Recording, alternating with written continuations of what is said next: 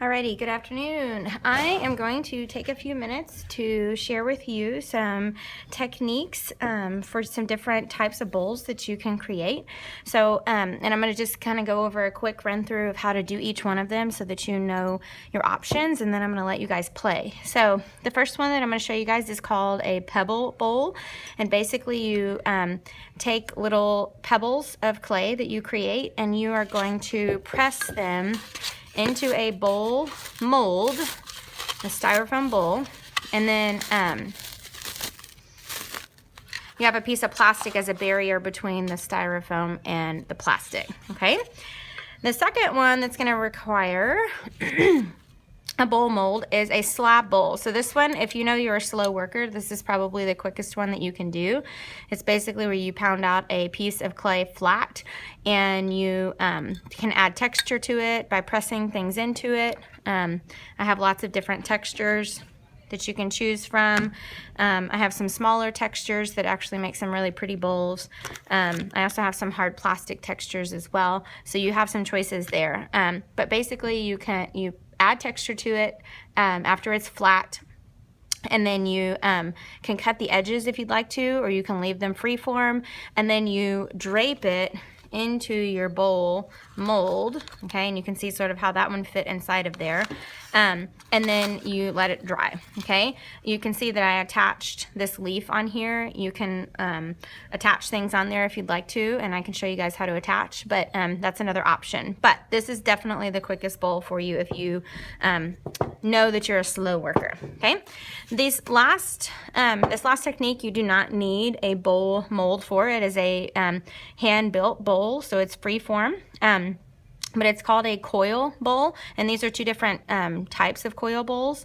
This first one has got coils that are standing vertically on the bowl, so you can kind of see them as they go around.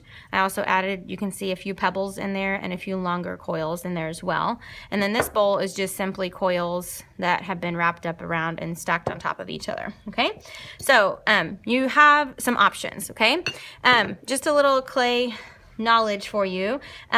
This is what the clay looks like when it is wet clay, and yes, you will get a little bit dirty, okay? It's nice and smooth. It's really fun to work with.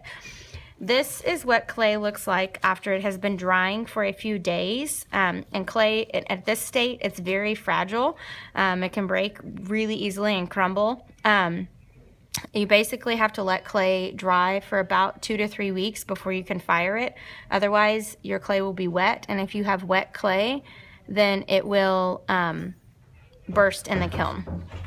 This is what clay looks like after it has been fired, okay? Oh, sorry, this is called green ware, okay? That's the terminology for it. This is Bisque Ware, okay? So Bisque Ware is basically clay that's been fired, and you can hear it's like porcelain, okay? It's nice and hard, and so the clay turns white after it's fired, okay? These are examples of glazed clay, okay? So after it's at the bisque state, you can add glaze to it, and you can add different types of glazes to them. This is just a solid color glaze, and these glazes are crystal text glazes. They have little pieces of glass in them that burst in the kiln, and so they add little bits of color around your piece, okay? Glazes change based on how many layers you put on there. So if you wanted a nice rich color, you put it on in at least 3 layers, and that's something that we can do on another afternoon. It doesn't take too long to glaze, but it's really fun. It's what makes your pottery turn into something beautiful. So anyway, let's talk about some techniques, okay? So first I'm going to show you guys the Pebble Bowl. So what I like to do is I tear apart my clay into just random little chunks.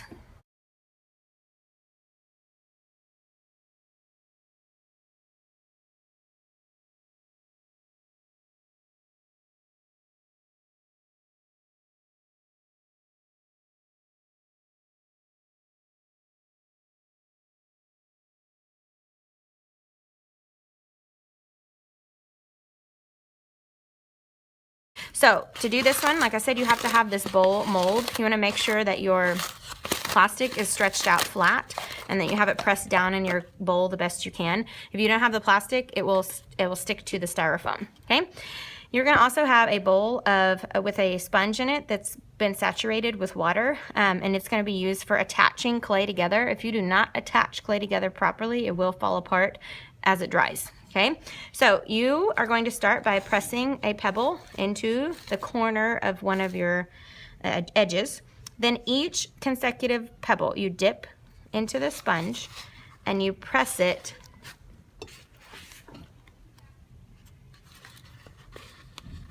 next to the next pebble.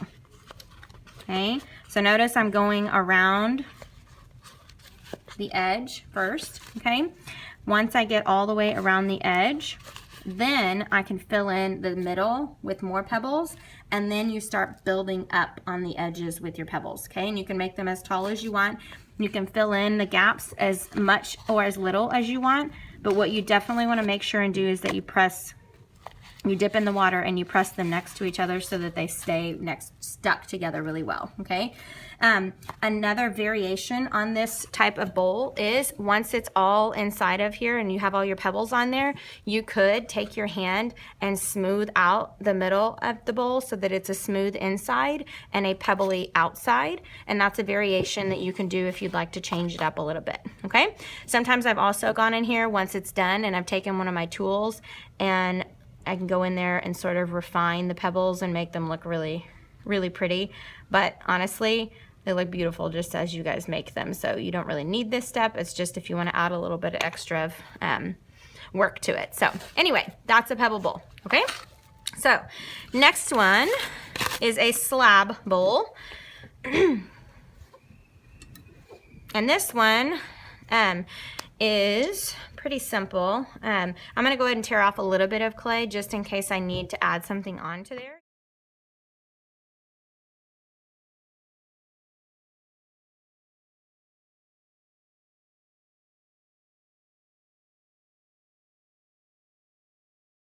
Okay, so I want you to notice how thick I made it. Try to find a pretty edge to show you. I tell the kids to do about a pinky thickness, and it's not exact, but it's kind of a good measurement, okay? And that helps you to make it not too thick and not too thin. If you make it too thin, the clay will crack as it dries, and if you make it too thick, then it won't dry in enough time, okay? So once you have it all pounded out, you can take your cutting tool. And if you need to smooth out any edges because they're, you know, a little bit funky or not so pretty, you can use this tool and it makes them really pretty really quickly. Makes nice smooth edges. Okay, then it's time to add some texture. So you can use any of these textures that I have to help you make it different and fun. The hard textures are, there's a lot of different ones of those, and they're not actually meant for clay. They're meant for embossing, but they work totally fine.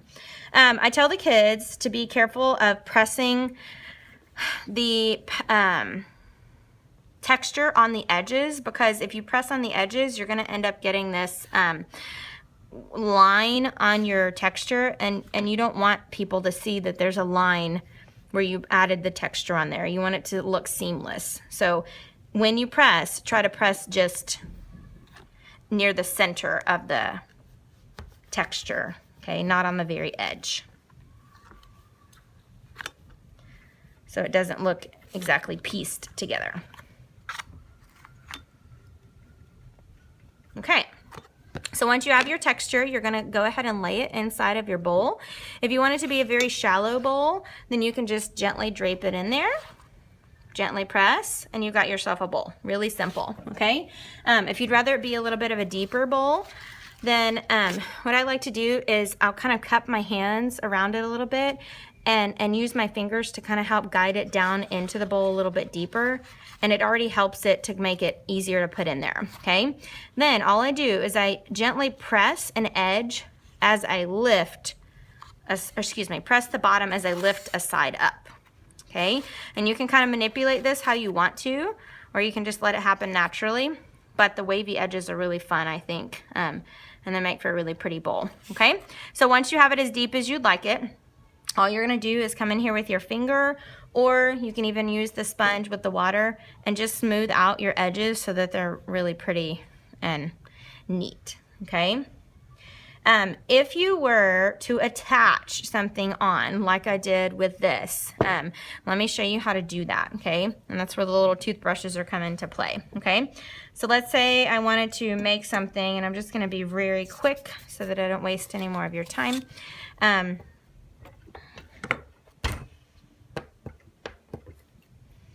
just gonna make a little heart.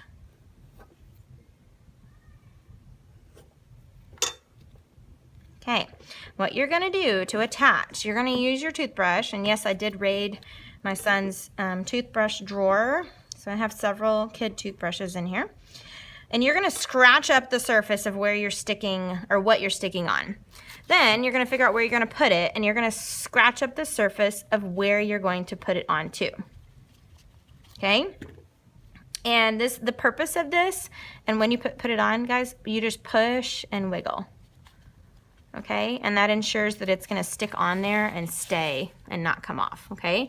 And don't worry about the little bit of water, it's not gonna hurt it, okay? The purpose of this is, if you think about it, when you have like a lot of Elmer's glue and you try to glue two slick things together, they're just gonna be sliding back and forth. But if you have two rough things, they're gonna actually lock together and they're gonna stay, okay? So it helps the clay to stay on there better, okay?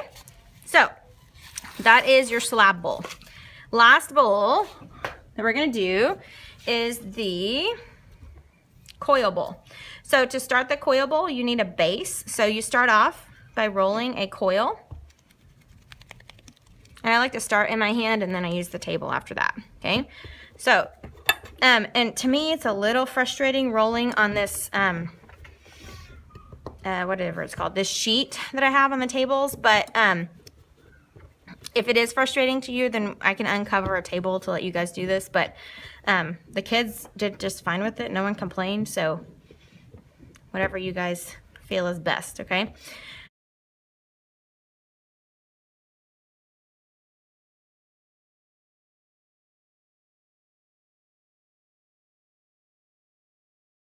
Go in there with some water and kind of just between some of the coils, add a little bit of water to make sure it stays really well. So it's not just sort of dry clay stuck to sort of dry clay. It's sort of moist clay stuck together and it helps it to stay. Okay? Then you're gonna make more coils.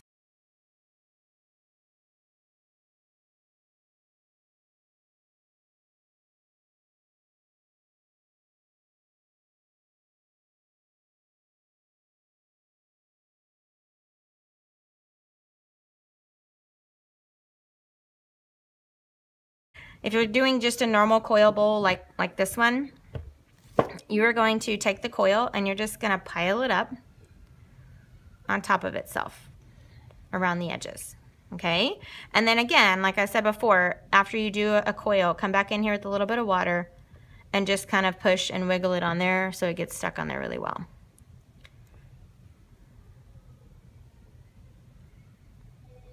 Okay? Then you would make another coil and keep going up, okay? If you would rather do the coils that are standing vertically, then you make smaller coils.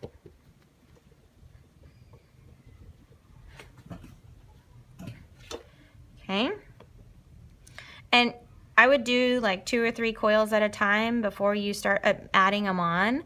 It makes it go quicker, in my opinion. Kind of like when you make a bunch of pebbles all at once. It makes it go a lot quicker. Okay. So to do this one, you want to rough up that surface a little bit. Rough up the surface of the ones that are going to be stuck on. And I like to do the edges that are sticking next to each other as well, so that those stick together. Okay? And I just push and wiggle, push and wiggle. Okay? And then you just keep building them up on the sides. You can also come back in here with another long coil and like drape it on top, and you can just kind of play with it and make it however you want to, okay? So that is the coil method, okay? You can also use, if you are kind of scared of like free hand building it, you can use this mold to put your coils in and to lay them up next to things and make it that way too. So that is also an option if you would like to, okay? So I'm going to release you now to play, and I will be here for any questions that you have, and just remember to have fun, because this is a lot of fun to do, and I hope you guys enjoy yourself. All right, bye.